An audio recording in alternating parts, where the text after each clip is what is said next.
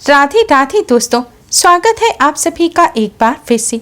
दोस्तों, अगर आप अपनी लाइफ में कुछ नया सीखना चाहते हैं तो चैनल को सब्सक्राइब कर बेल आइकन को जरूर दबाएं। दोस्तों, जैसा कि आप सभी जानते हैं, एकादशी का दिन भगवान लक्ष्मी नारायण को समर्पित है। यह दिन भगवान लक्ष्मी नारायण की कृपा प्राप्त करने के लिए बहुत खास माना जाता है। इस दिन पूजा व्रत ही नहीं, शास्त्रों में बताए गए अगर कुछ खास आसान से उपाय कर लिए जाएं तो जीवन की सभी दिक्कतें दूर हो जाती हैं, आर्थिक समस्याएं भी दूर होती हैं और जीवन में खुशियां आती हैं। दोस्तों, अगर आप आर्थिक समस्या से घिरे हुए हैं, जितनी कमाई नहीं होती उससे ज़्यादा खर्चा निकल आता है, घर में पैसा टिकता नहीं है, धन की दिक्कत लगातार बनी हुई है, तो आप एकादशी के दिन एक नारियल लें। आपको सूखा नारियल, जो गोला कहा जाता है, वह आपको लेना है, बिना जटा वाला। अब इसको आप ऊपर से काट लीजिए। महिलाएं अपने हाथ से नारियल ना काटें, आप अपने घर में किसी पुरुष सदस्य से नारियल कटवा सकती हैं। अब आप बूरा लें और उसमें 1 चम्मच देशी घी मिला लें और फिर इसे नारियल में भर दें। भरने के बाद इस नारियल का जो कटा हिस्सा है उसे ऊपर से ढककर नारियल को बंद कर दें।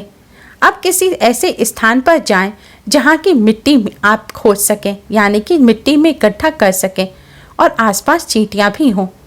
अब आप मिट्टी में गड्ढा करके इस नारियल को मिट्टी में दबा दीजिए।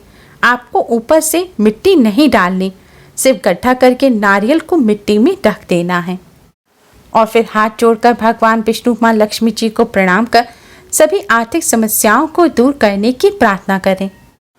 दोस्तों, शास्त्रों के अनुसार जैसे जैसे चींटियां उस घी मिले बूरे और नारियल को खाएंगी, आपकी आर्थिक समस्या भी भगवान लक्ष्मी नारायण की कृपा से जल्द ही दूर होने लग जाएंगी। कुछ ही दिनों में सभी तरह की आर्थिक समस्याएं दूर होकर धन लाभ होगा। अब हम आपको एकादशी पर करने वाला एक महा उपाय बताने जा रहे हैं। इस उपाय को करने से भगवान श्री हरि विष्णु, माँ लक्ष्मी जी की कृपा प्राप्त होती है। जीवन में चली आ रही बड़ी से बड़ी परेशानी दूर हो जाती है। कष्टों से छुटकारा तो मिलता ही है, साथ ही धन का लाभ होता है और धन संबंधी समस्याएं भी जल्द ही दूर हो जाती हैं। भगवान विष्णु अपने भक्तों के सभी कष्टों को दूर करते हैं। दोस्तों, उपाय सही प्रकार से करने के लिए इस वीडियो को एंड तक अवश्य ही देखें।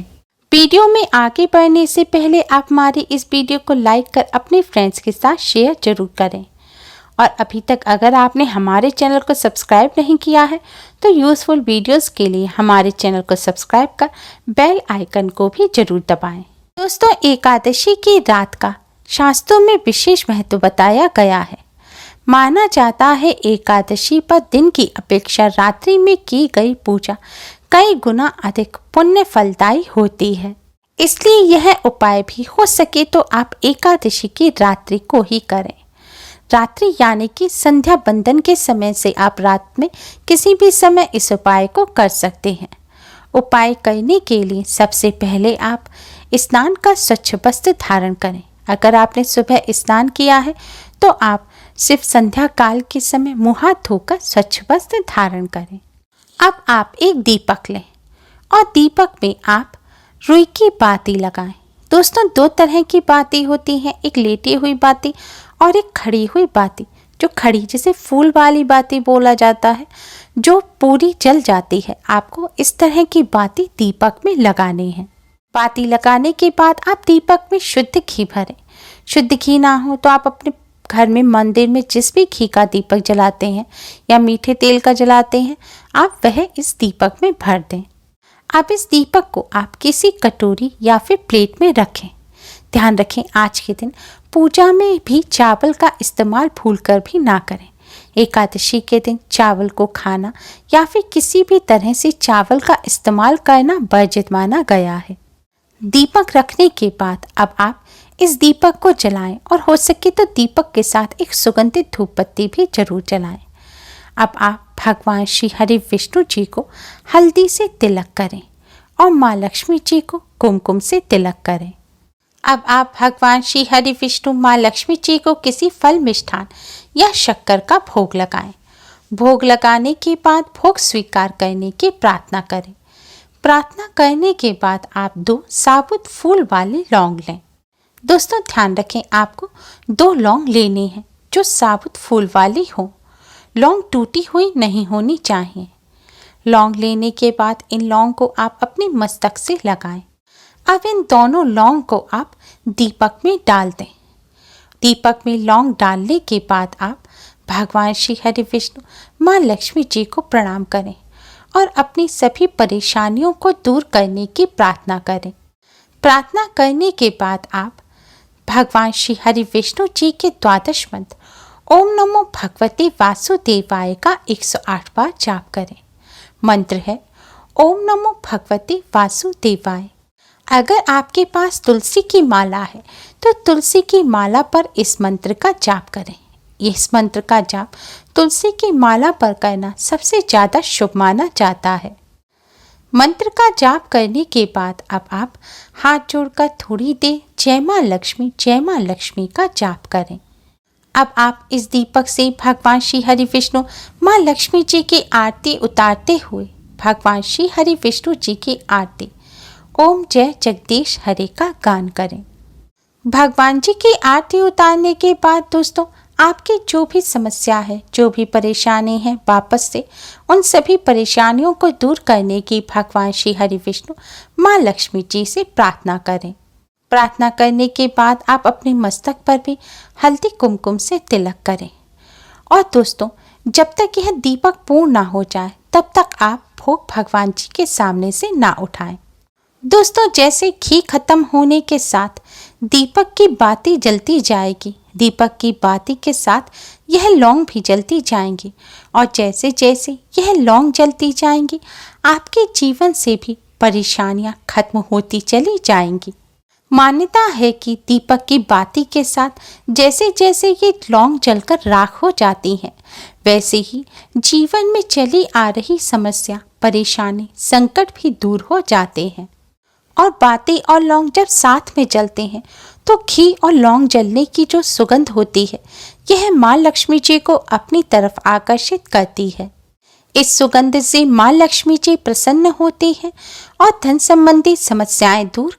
दोस्तों भगवान श्री हरि विष्णु माँ लक्ष्मी जी की कृपा प्राप्त करने का साथ ही जीवन में चली आ रही परेशानियों को दूर कर धन संबंधी समस्याओं से मुक्ति पाने का ये बहुत ही आसान और असरकारक उपाय है।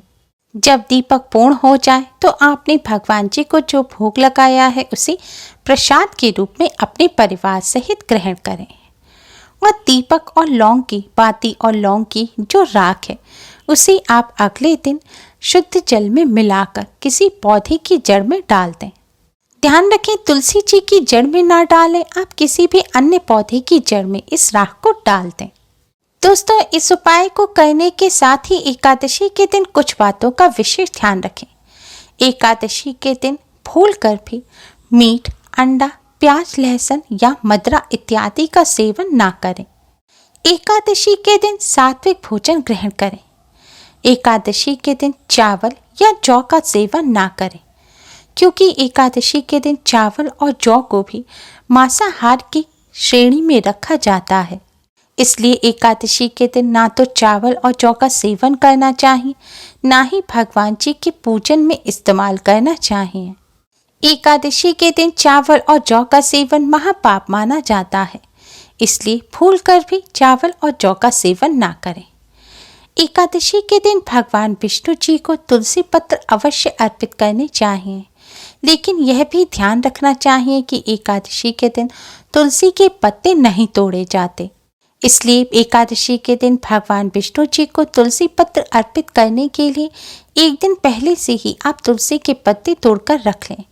अगर आप किसी कारणवश भूल गए हैं तो आप एकादशी के दिन तुलसी जी के पास जो खुद से टूटकर गिरे हुए पत्ते हैं आप वह ले सकते हैं, या भगवान जी के पूजन में आपने पहले जो उन्हें तुलसी पत्र अर्पित किए थे आप वह लेकर गंगा जल या शुद्ध जल से धोकर साफ करके वापस भगवान जी को अर्पित कर सकते हैं, क्योंकि तुलसी के पत्ते बासी नहीं माने जाते। दोस्तों एकादशी व्रत के खास महत्व और नियम होते हैं, इसलिए एकादशी के व्रत कभी भी शुरू कर कभी भी बंद नहीं किए जा सकते। अगर आप एकादशी के व्रत रखना चाहते हैं तो उत्पन्ना एकादशी से ही इनका प्रारंभ करें। सिर्फ निर्जला एकादशी ऐसी होती है जिसका व्रत रखा जा सकता है। एकादशी के दिन इन बातों का विशेष ध्यान रखें। उम्मीद है आपको हमारी ये वीडियो पसंद आई होगी। प्लीज़ लाइक करें। हमारी इस वीडियो को अपने फ्रेंड्स और रिश्तेदारों में ज़्यादा से ज़्यादा शेयर करें जिससे वह भी इसका लाभ उठा सकें। हमारी और भी वीडियोस के लिए हमारे चैनल को सब्सक्राइब करना ना भूलें। Thanks for watching. Radhe Radhe.